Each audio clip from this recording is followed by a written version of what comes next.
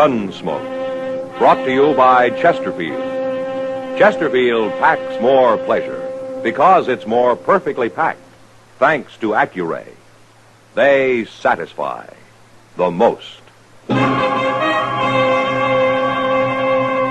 Around Dodge City and in the territory on West, there's just one way to handle the killers and the spoilers, and that's with a U.S. Marshal and the smell of Gunsmoke.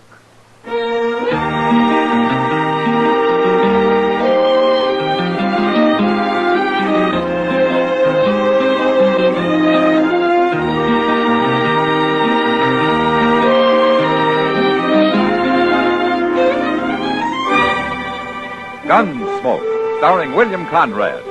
The transcribed story of the violence that moved west with young America. And the story of a man who moved with it. I'm that man, Matt Dillon, United States Marshal. The first man they look for and the last they want to meet. It's a chancy job, and it makes a man watchful and a little lonely.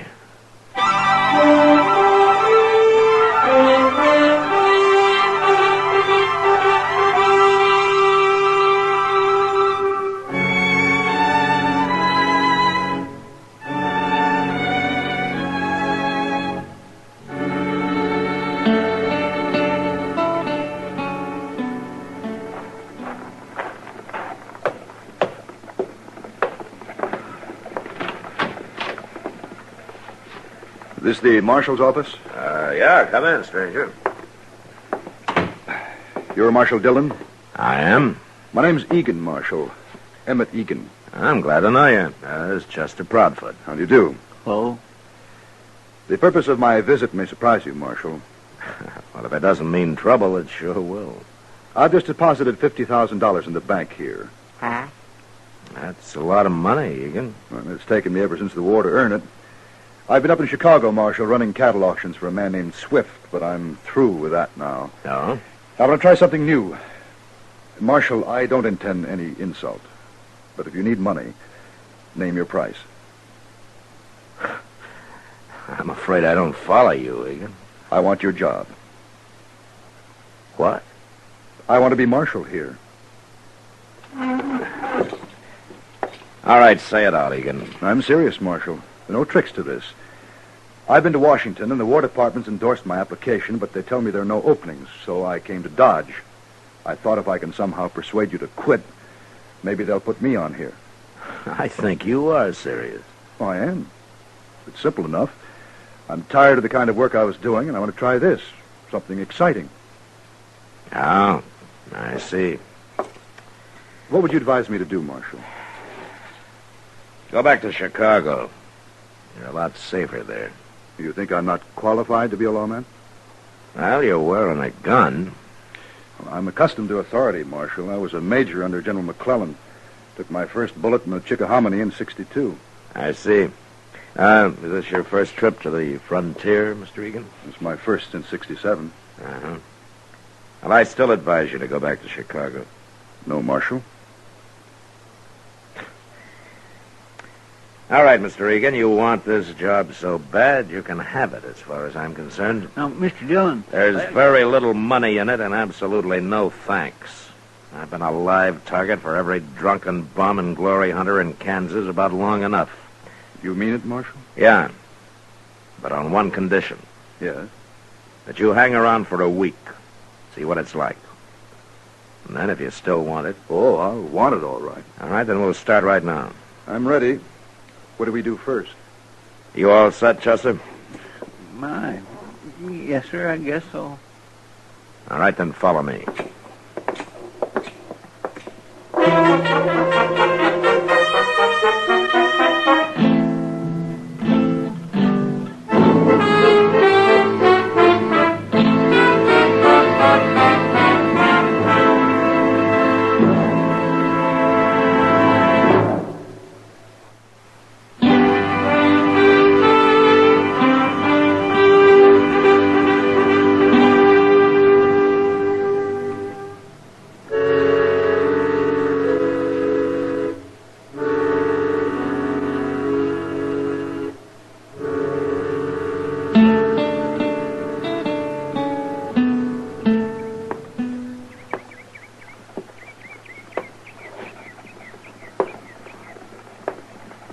gracious, why don't you sit down and rest a spell, Mr. Egan? No, thanks. He's gonna wear himself out walking up and down that way. Yeah. You got a match, Chester. Sure, Red. Here. Oh, thanks.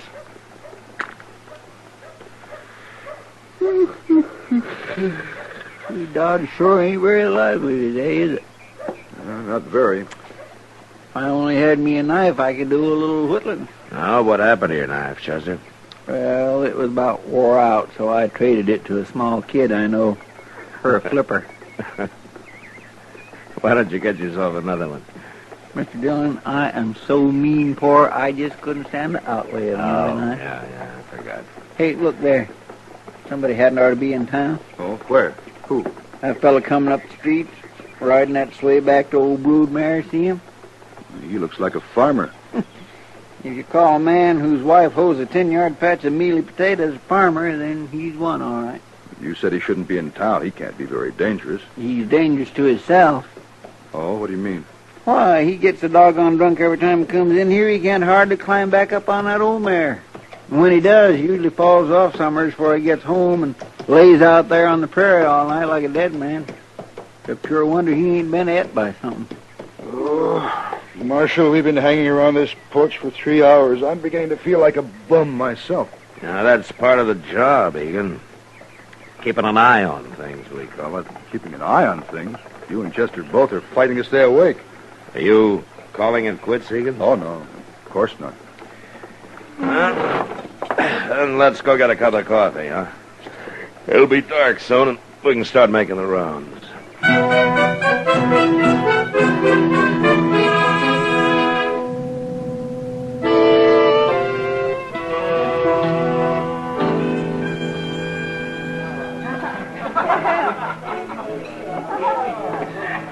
What's the name of this place, Marshal? It's called the Long Branch. Oh, here comes somebody you ought to know. Evening, Mac. Oh, Kitty. How long you been sitting here? No, not long. Kitty, this is Emmett Egan. How do you do, Miss Kitty? Mr. Egan? Why don't you sit down? Uh-huh. I hear you may be our new marshal. What? Now, how in the world... Well, Chester was in a while ago. It's true, isn't it? Well, it isn't exactly settled yet, Miss Kitty. But you want the job. Yes? Why? Well, let's say I was bored with what I was doing. Sure. That's happened to a lot of ex-soldiers. They can't stand peacetime. Me in particular, I guess. Why don't you re-enlist? The cavalry keeps busy out here. I tried that, Miss Kitty. You did? Back in 67. 67? Mm-hmm. Oh, yeah. The Cheyenne and the Sioux were real active that year, weren't they? Yes, they were, but not where the cavalry was. Wait a minute. Were you with General Hancock? That's right, Marshal. We took to the field for 4 months. We marched and counter-marched all over this country, and then we returned to Fort Harker. Well, what was wrong with that? Well, all we did was burn one empty village, kill 2 young Cheyenne braves, both of whom we later found out were friendly. It took 1,100 men to do that. Oh. Dillon, Yeah, what is it, Chester? I don't know for sure, but I hear there's some kind of trouble down at Moss Grimmick's stable. Well, it's about time something happened around here. Yeah. Now, don't forget, Egan. When it does, somebody usually dies.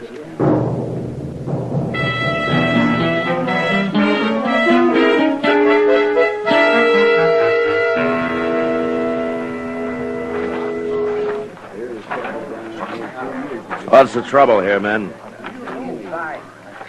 Where's Moss Grimmick, Chester? Well, he ain't here, Mr. Dillon. They say Leonard Phibbs there is the one who knows about it. Oh, Phibbs, a little sodbuster? Yes, sir. Hey, Phibbs, come here. What's going on here, Phibbs? Inside, Marshal. Back there in the stall. Oh, what's back there? Bad, Marshal, real bad. Don't nobody go in there. It's real bad. What is? Who's in there, Phibbs? Not even you, Marshal. Not nobody. Leave him alone, I'm warning you. Oh, he ain't got good sense, Mr. Dillon. No use talking to him. It's real bad in there. Yeah, something's got him scared half to death. I'm going to go take a look. You stay here, Chester. I'm going with you, Marshal. Look, Egan, I don't know what's in there. It could be a crazy man with a gun looking for blood. It could be anything. Action is what I came here for, Marshal, and you said I could hang around. All right. But you get out of the way if there's any shooting. I'm not entirely a novice with a gun, Marshal. No, but you're not a professional either. Now stay at least 10 paces behind me. Right.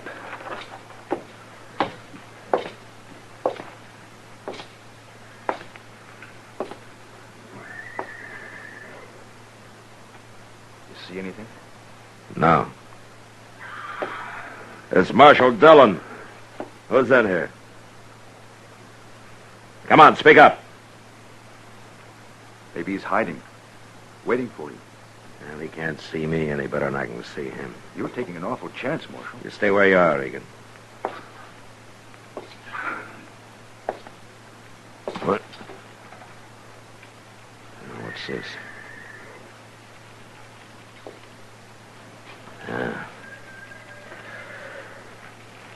Chester, bring a lantern. All right, Egan. What is it, Marshal? Nothing we have to kill. What do you mean? You'll see when Chester brings the light. Oh, he's coming. What have you found, Mr. Dillon? Hold the lantern over here, Chester. That's your work. Oh, my goodness. Somebody's gone and hung a man. So that's it. Oh, that poor devil. Was this a lynching, Marshal? No, Egan, that's old Tom Sanders. He's been drunk for 20 years. Yeah, I guess he finally decided to break the habit. You won't get any action out of this.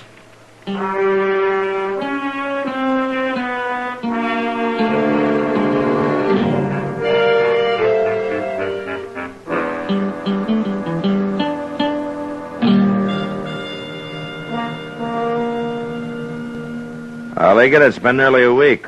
Enough excitement for you? I must admit, Marshal, it's not quite what I'd expected.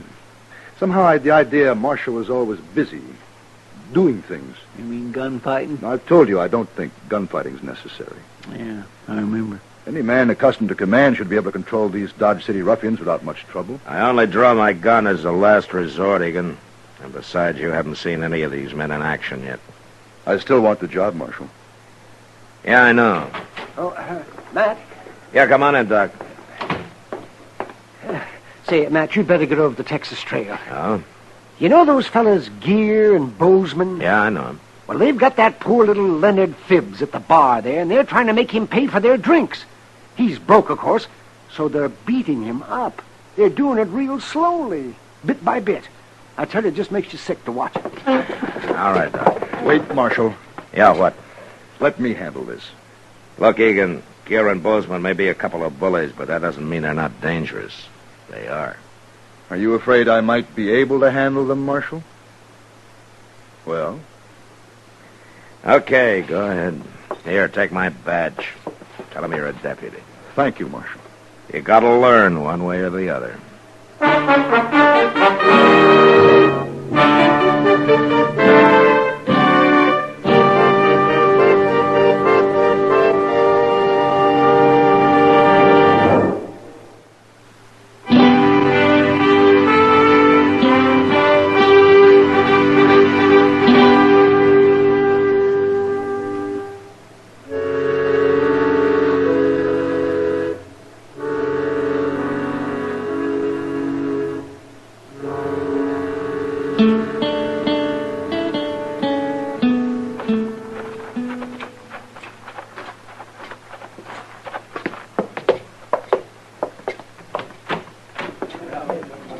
Come on, Chester. I knew you wouldn't leave Mr. Egan all alone. Nobody will look for us coming in the back door. Hey, let's move a little closer. Egan's facing him, Mr. Dillon. Yeah. Oh, look at poor little Phibbs. They got him all bloody What up. makes you think you can do this to a man? Is there no law where you come from? We come from Dodge, Mr. Deputy. Where do you come from? Are you Bozeman or Gear? I'm Bozeman, Mr. Deputy. I'm the one who generally does the talking, but we both do the fighting. You're out of order, Bozeman. What's that? I said you're out of order. I will not tolerate your insolence. I'm not sure, Mr. Deputy. But are you saying you don't like us? That's enough. You and Gear will turn and face the bar while I take your guns. You're the most doggone foolish man I ever saw, Mr. Deputy. Do as I say. Why? Because you're wearing a badge? That's reason enough. Now, Mr. Deputy, that may be reason enough for There'll you. be no shooting. I'm ordering you to face the bar. I guess there's no use talking to you, Mr. Deputy. I'll take him along here. He's going Hold it, Bozeman! All right, that's enough.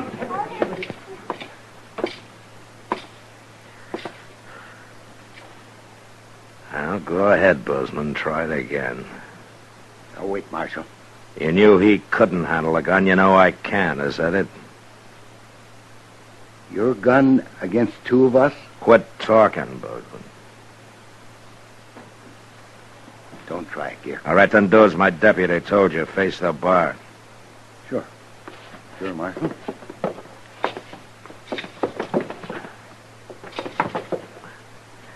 Chester. Yes, sir. You want me to lock him up, Mr. Dillon? Here are the guns, Chester. I'll be at Doc's. Maybe he can save Bozeman here from hanging.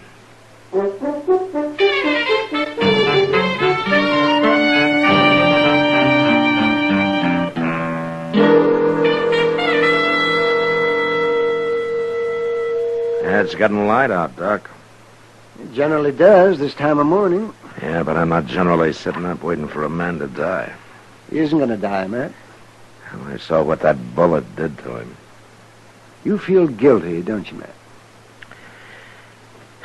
Wouldn't you, Doc? Yes, I guess I would. Doc? What?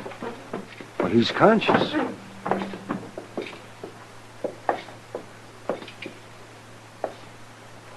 Well, how do you feel, Egan? Pretty fair, Doc. I've been lying here, listening to you talk. Well, you mean you've been conscious for some time? Half hour, maybe. I wanted to get my head clear. Well, a few weeks in bed and it'll be clear enough. I guess I was lucky. If that bullet had gone 1 inch to the left, you'd have died on the floor, Egan. You were lucky, all right.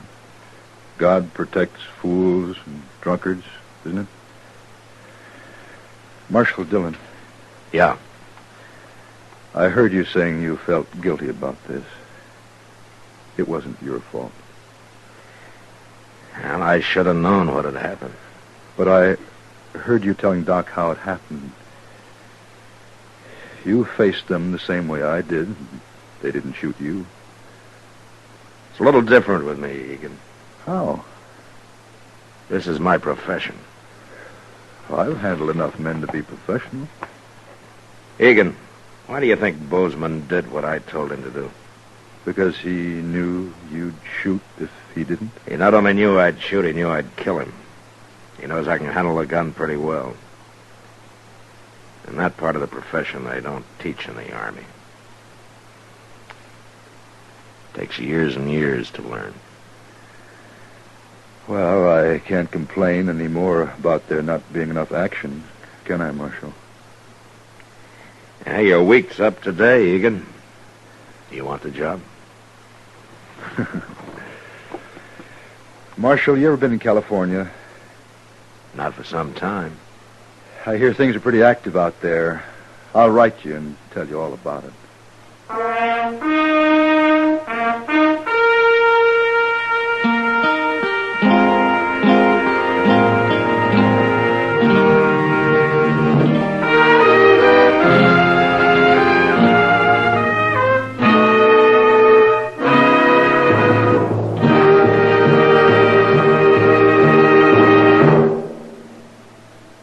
In a moment, our star, William Conrad.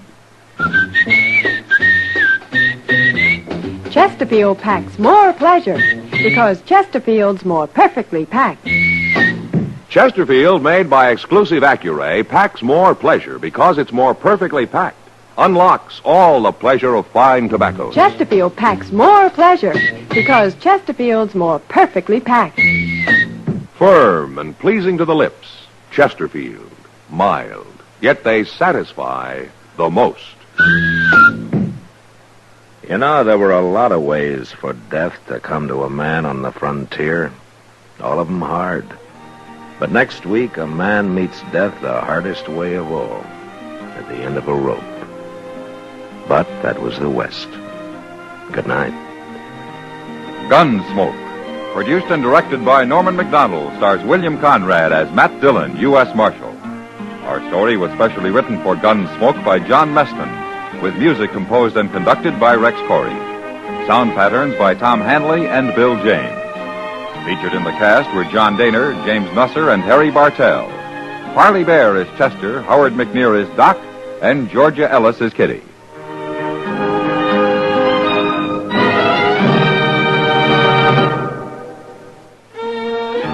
Join us again next week for another specially transcribed story on Gunsmoke.